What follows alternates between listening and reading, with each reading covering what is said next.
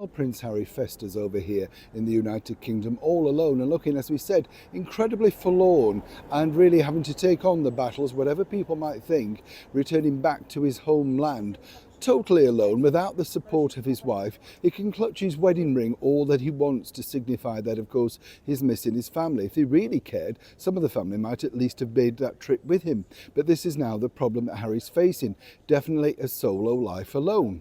But what he won't know is this, because on their planned trip to Nigeria, Meghan Markle is already redefining, apparently, what she wants to say in one of her many speeches that she's now offering.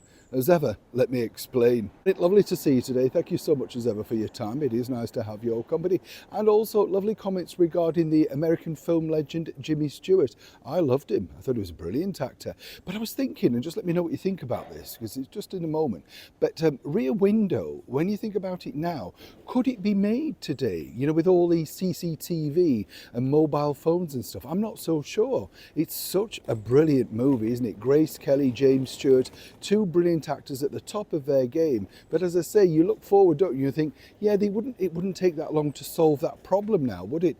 Just take away all the fun, doesn't it? Social media and all these digital platforms and phones that we all now live literally in our pockets. Let me know what your thoughts. Could it be remade?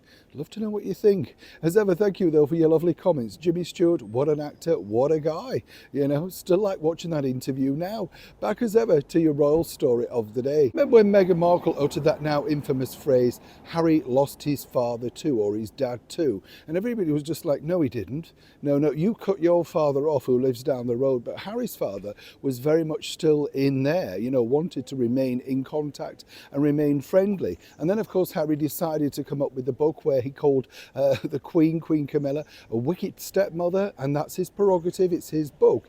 But there were so many other things, were there not? Now, as Meghan Markle has decided to move on from selling jam, not even selling it, giving it away to chums online, she's already redefining herself as what's going to happen over in Nigeria. And one of the things that, we do know about Meghan is she loves a microphone, loves to grab it, and more importantly, wants to tell people her opinions, even if they're not wanted, whatever. But what is interesting is a planned speech, and this is fascinating because only a couple of days ago now, there she was pictured with a t-shirt about motherhood and all that sort of stuff. This is, of course, from a mother whose children we never see, and the pictures that we do see are very, shall we say, suspicious, to say the least. Are they really those children? Let's be honest. But what's fascinating is this, that she was going to give a speech all about the importance of family, children, and, how much it is about a unit. Now, obviously, she was going to focus on her own family, which is herself, Harry, and those two children, Harry's children. But whatever way you look at it, this doesn't play very well. And at the very final hour, she's been asked to redefine that particular speech, because even her team know going out there, and this is a brand new PR team, that it won't play well. She'll be ripped to shreds.